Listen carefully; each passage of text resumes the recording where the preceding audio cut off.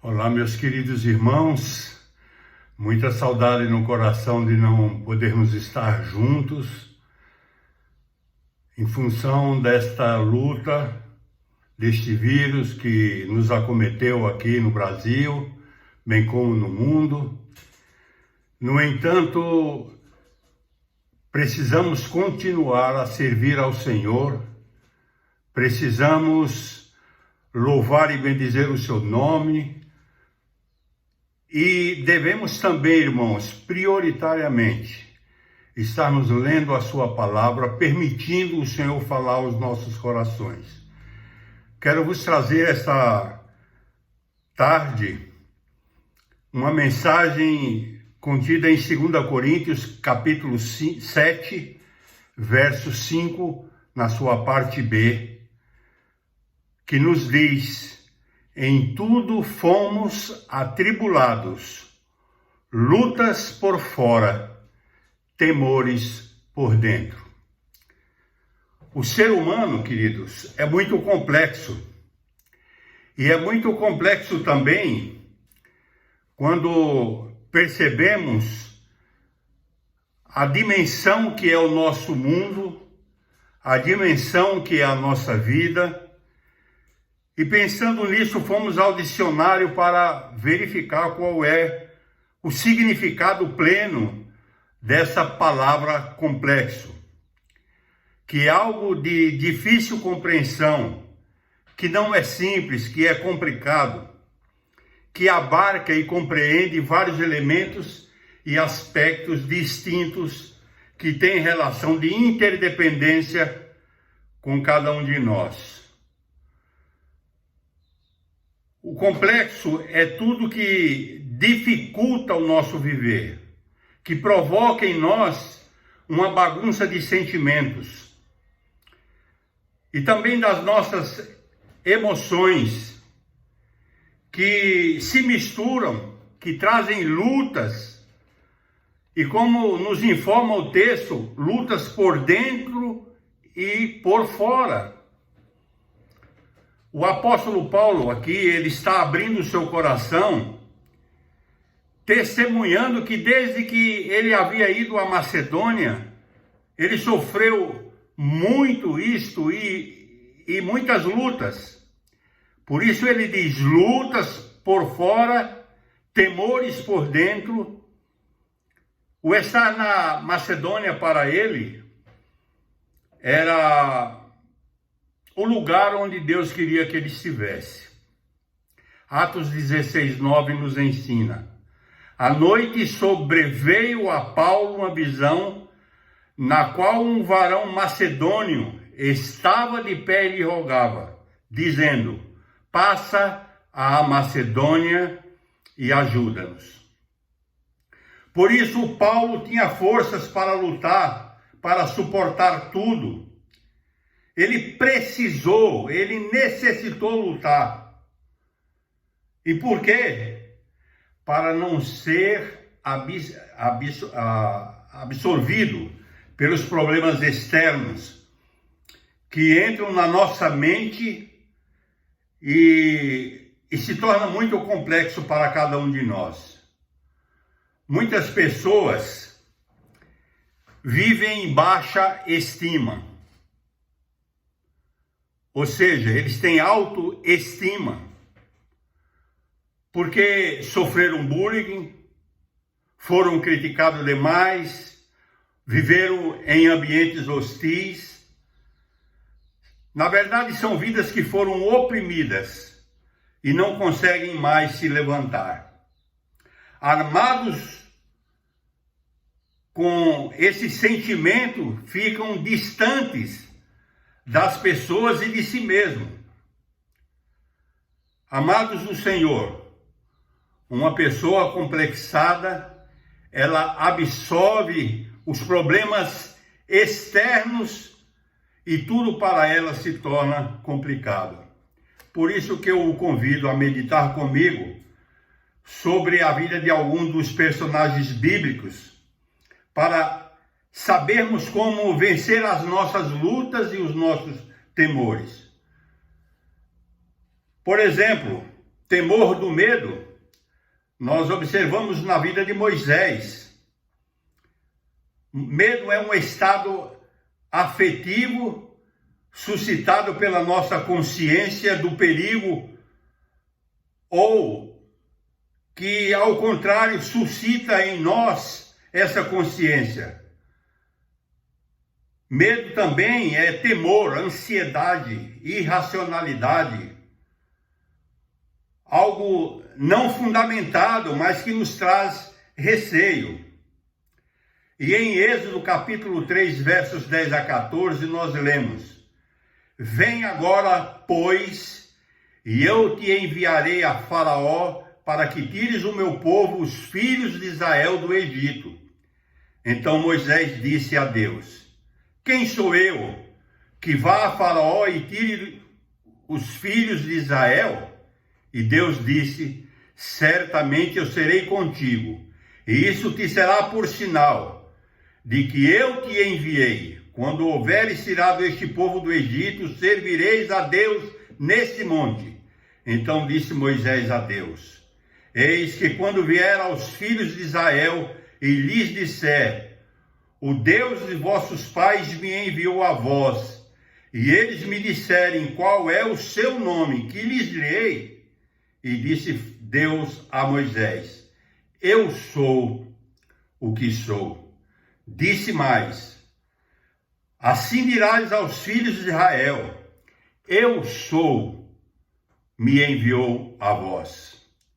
Moisés conhecia o Egito. Ele sabia quantos guardas, quantos portões, quantas barreiras havia para se chegar até Faraó. Também conhecia as sentenças para quem afrontasse o soberano egípcio.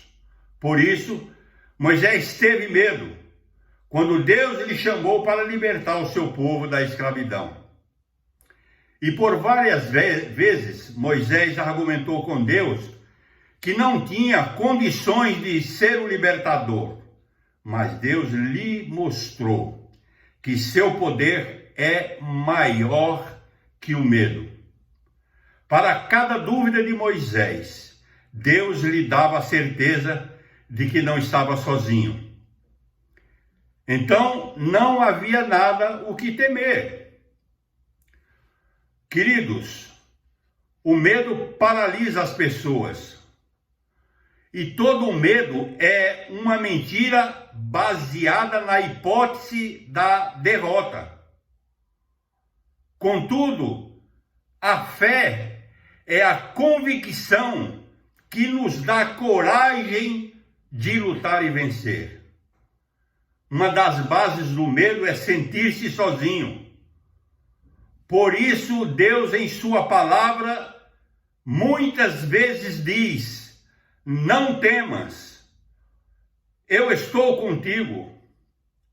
O próprio Jesus, antes de subir aos céus, ele disse: Eis que estou convosco todos os dias, até a consumação dos séculos. Você está com medo? Não tenha medo. Você não está sozinho. Segundo é a inferioridade, que nós podemos observar em Gideão. Inferioridade, ou melhor, complexo de inferioridade, de acordo com a psicanálise, consiste no sentimento que determinada pessoa tem de que é inferior aos outros indivíduos. E alguns dos sintomas básicos que caracterizam o complexo de inferioridade são sensação de culpa, baixa estima, tristeza, insegurança, afastamento dos contatos sociais e incapacidade inconsciente. Quando abrimos o livro de Juízes, no capítulo 6, nós encontramos este ensino nos versos 11 a 16. Então o anjo do Senhor veio, assentou-se debaixo do carvalho que está em Ofra, que pertencia a Joás, Abiesrita e Gideão, seu filho, estava malhando trigo no lagar para o salvar dos midianitas. Então o anjo do Senhor lhe apareceu e disse: o Senhor é contigo, varão valoroso. Mas Gideão lhe respondeu: ai, Senhor meu, se o Senhor é conosco, por que tudo isso nos sobreveio? E que é feito de todas as suas maravilhas que nossos pais nos contaram, dizendo: não nos fez o Senhor subir do Egito? Porém agora o Senhor nos desamparou e nos deu na mão dos midianitas. Então o Senhor olhou para ele e disse: vai nesta tua força e livrarás a Israel da mão dos midianitas. Porventura não te enviei eu? E ele lhe disse: ai, meu Senhor, com que livrarei a Israel? Eis que a minha família é mais pobre em Manassés, e eu o menor da casa do meu pai.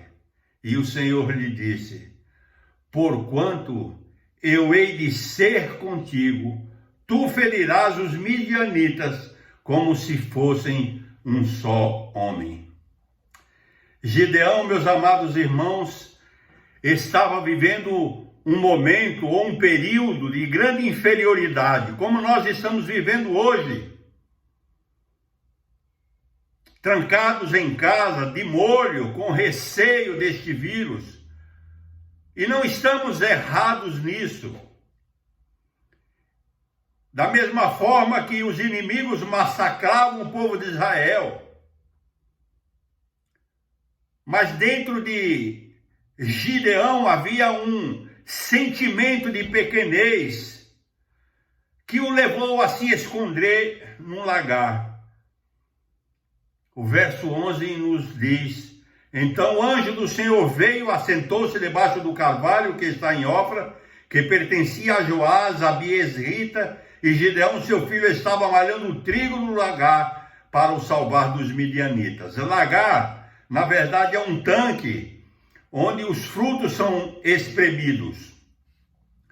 Outro temor era pensar que a sua família era inferior à dos outros. Verso 15, ele disse: ai, meu Senhor, com que livrarei a Israel? Eis que a minha família é a mais pobre em Manassés e eu o menor na casa do meu pai. Diante disso, Deus levantou a estima de Gideão, chamando-lhe de homem valente, de homem forte. Verso 12. Então o anjo do Senhor lhes apareceu e lhe disse: o Senhor é contigo, homem valente e forte. E no verso 14, então o Senhor olhou para ele e disse: vai nessa tua força e livrarás a Israel da mão dos midianitas, porque não te enviei eu? Queridos, o complexo de inferioridade inibe a capacidade das pessoas que não acreditam em si mesmas. E a inferioridade é um sentimento, é um pensamento que nos faz sentir menor do que realmente somos. Porque nós devemos lembrar que somos do Senhor. E Jesus, ele compreende você. Deus, queridos, foi capaz de se humilhar em forma humana, porque ele sabia que seria exaltado acima de tudo, conforme nós podemos ler em Filipenses 2, 1 a 10. Por isso Jesus deixou uma garantia de que todo o que se exalta será humilhado, e o que se humilha será exaltado. Isso nós lemos em Lucas capítulo 14, verso 11. Então não acredite que você não tem valor. E por que você tem valor? Porque você foi comprado por alto preço pelo sangue de Jesus. Você não pode nesse instante se está se sentindo inferior, porque talvez você tenha uma enfermidade anterior, porque você sente fraquezas, em Cristo somos mais que vencedores. Não se sinta inferior às pessoas, não se sinta incapaz, pois Deus valoriza a sua vida e ama você. Mas alguns ainda têm autocompaixão, e é o que Elias tinha. A compaixão, queridos, é um sentimento de empatia e compreensão em relação ao sofrimento de outra pessoa. Quando esse sentimento é aplicado a si mesmo, estamos diante da autocompaixão. Nós lemos aqui sobre a vida de Elias em 1 Reis 19, de 9 a 10. E ali entrou numa caverna e passou ali a noite. E eis que a palavra do Senhor veio a ele e lhe disse: que fazes aqui, Elias? E ele disse: tenho sido muito zeloso pelo Senhor, Deus dos exércitos, porque os filhos de Israel deixaram o teu concerto, derribaram os teus altares e mataram os teus profetas à espada. E eu fiquei só, e buscam a minha vida para matarem. Elias, queridos, foi um dos profetas mais usados por Deus. Mesmo assim, ele fugiu de Jezabel. Ela lhe ameaçou de morte, e por isso se escondeu numa caverna. Mas foi ali, dentro da caverna, que Deus lhe perguntou: que fazes aqui, Elias? 1 Reis 19, 9, 10 e capítulo 13, verso 1. Elias, ele desabafa com o Senhor dizendo que estava sozinho porque todos os outros profetas já tinham sido mortos. Sua vida é cheia de autocompaixão, e a resposta de Deus para ele tratou de lhe dar força, desafiando-o a sair da caverna e contar ou continuar o seu ministério, ungindo reis e profetas. 1 Reis 19, 16 a 19 nos diz: a Jeú, filho de Nissi, ungirás rei sobre Israel, e também Eliseu, filho de Safate, de Abel-Meolá, ungirás profeta em teu lugar. Quem escapar à espada de Hazael, Jeú matará. Quem escapar à espada de Jeú, Eliseu matará. Também conservei em Israel 7.000, todos os joelhos que não se dobraram a Baal, e toda a boca que não o beijou. Partiu, pois, Elias dali e achou a Eliseu, filho de Safate, que andava lavrando com 12 juntas de bois adiante dele, e estava com a 12ª. Elias passou por ele e lançou o seu manto sobre ele. Queridos, nós ficamos aqui com medos, com autocompaixão, no nosso medo de fazer as coisas, mas pense um pouco a oportunidade que você está tendo. Olhe para a sua família, olhe para os que estão dentro de casa que ainda não conhecem ao Senhor, olhe para o seu filho que está afastado da presença do Senhor, olhe para a sua filha que tem saído fora de sua casa, olhe para o que está acontecendo diante de si. E Deus te deu uma ordem, através de Cristo Jesus, você pregar o Evangelho. Querido, conte a essas pessoas o que Deus tem feito na sua vida. Não fique aí com receio da morte. Um dia todos nós vamos morrer. Pode ser agora, mas pode não ser agora.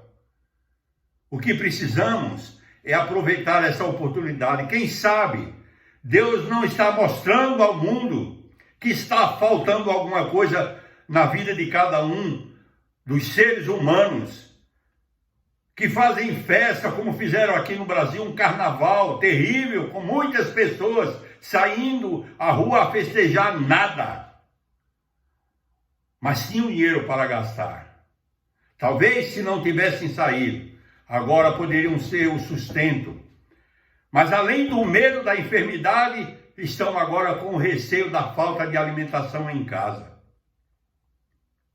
Queridos, autocompaixão é ter medo de si mesmo.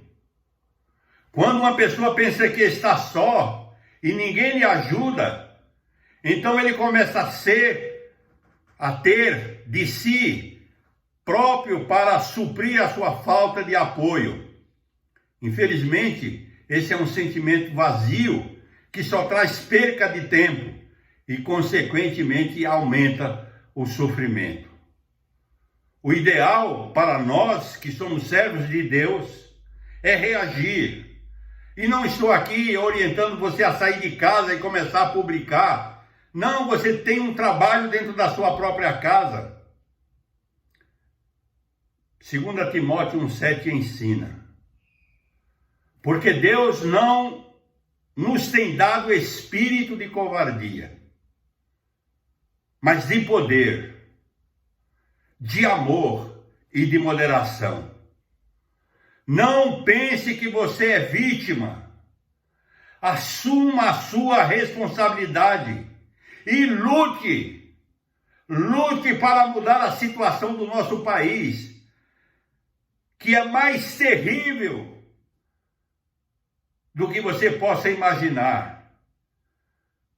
Porque talvez nos safemos do vírus, talvez se safem da fome, mas não vão se safar da presença e do juízo de Deus. Você tem pena de si mesmo? Levante-se, tome uma atitude de servo de Deus. Outro ponto aqui que nós queremos tocar é a discriminação. E trazemos à nossa memória Jeremias. Quando lemos no dicionário, discriminação é o ato de distinguir ou diferenciar alguém ou algo. Também podemos dizer que discriminar significa pôr à parte ou separar. A discriminação pode ocorrer em vários contextos, tornando-se um fenômeno sociológico. Ela pode acontecer em vários âmbitos, tais como no âmbito social, religioso, sexual, racial e cultural, entre outros. Lemos em Jeremias capítulo 1, versos de 4 a 9.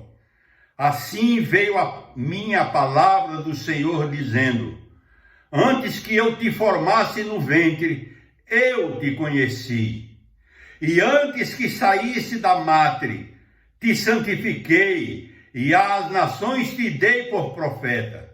Então disse eu: Senhor Jeová, eis que não sei falar porque sou uma criança. Mas o Senhor me disse: não digas, eu sou uma criança, porque aonde quer que eu te enviar irás, e tudo quanto te mandar dirás. Não temas diante deles, porque eu sou contigo para te livrar, diz o Senhor. E estendeu o Senhor a mão, tocou-me a boca e disse-me o Senhor: eis que ponho as minhas palavras na tua boca. Queridos, Jeremias era jovem quando foi chamado por Deus. E por isso ele achava que não seria aceito pelas pessoas como profeta.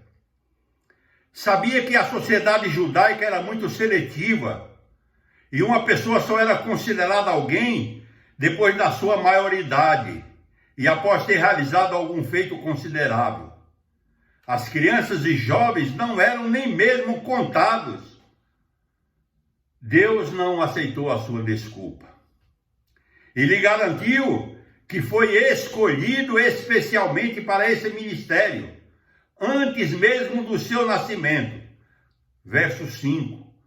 Antes que eu te formasse no ventre materno, eu te conheci. E antes que saísse da matre, te consagrei e te constituí profeta entre as nações.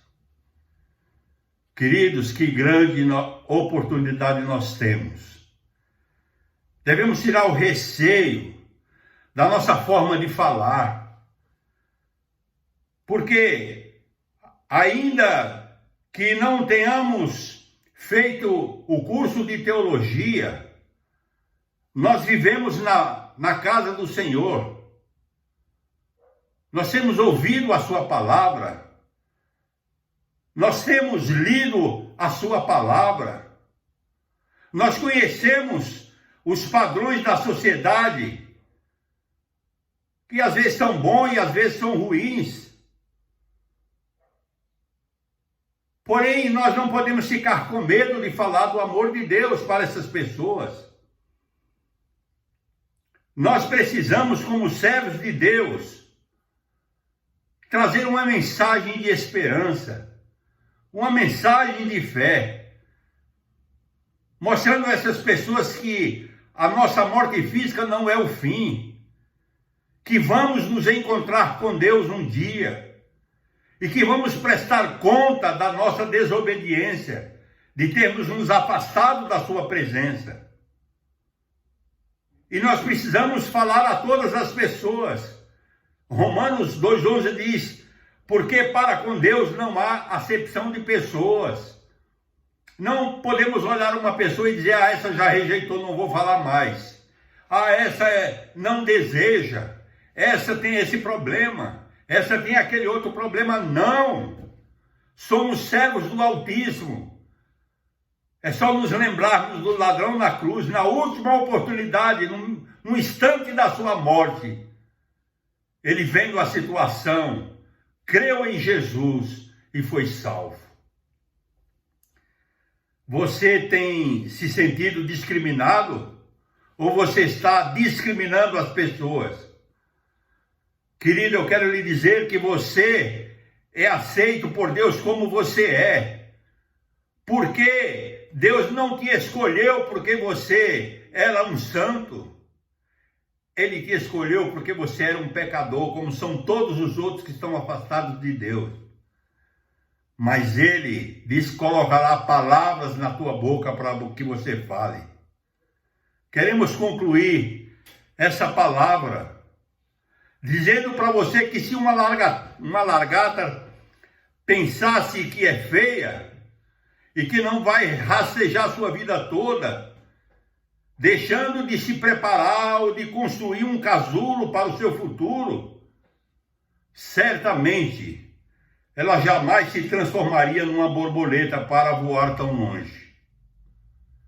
Talvez, querido e querida irmã, querido irmão, você esteja sofrendo com complexo como medo, como a inferioridade, como a autocompaixão, ou com a discriminação. Mas eu o convido esta noite, ou quando você abrir este vídeo e ouvi-lo e assisti-lo, conte tudo para Deus, abra o seu coração diante do Senhor. Ele pode te curar. Se todos têm te decepcionado, saiba de uma coisa, o Senhor jamais vai te decepcionar. Nele você pode confiar, pois Ele é o seu melhor amigo. O Senhor é o melhor médico, pois Ele é o médico dos médicos. Mas nós precisamos nos entregar a Ele no seu divã, para por Ele ser tratado. Qual é o seu complexo? Saiba que Jesus é o melhor de todos os psicólogos, pois dele está escrito em Isaías 9,6, porque um menino nos nasceu, um filho se nos deu, o governo está sobre os seus ombros, e o seu nome será Maravilhoso Conselheiro, Deus Forte, Pai da Eternidade, príncipe da paz.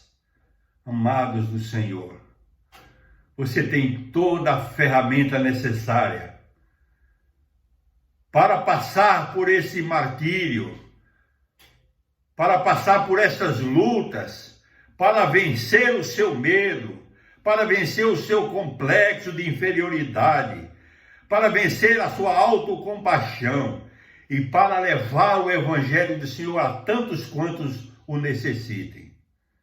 Que Deus te abençoe ricamente, pois em breve estaremos juntos, lá no local que foi construído para a Igreja Batista Nova Gileade, que somos nós, se reunir, abençoando uns aos outros, orando uns pelos outros. Ore por aqueles que estão enfermos, pela irmã Irene, pela irmã Ruth, pela irmã Maria do Socorro, pela minha esposa Célia. Queridos, pela Cássia, que tem lúpus, que não pode sofrer nenhuma consequência nesse período. Pela irmã Roseli Velasco também, que tem problema de autoimune. Ore pelo seu pastor. Ore pela sua casa. Ore pela sua esposa. Ore pelos seus filhos. Ore por aquilo que Deus tem lhe dado. Ore pelas pessoas do mundo que podem sofrer a enfermidade, que podem sofrer fome. E o pior de tudo é que vão sofrer no futuro pela ausência de Deus em seus corações. Que Deus ilumine o teu coração e que te dê forças para você vencer. A Bíblia nos diz que em Cristo somos mais que vencedores. Que Deus te abençoe ricamente.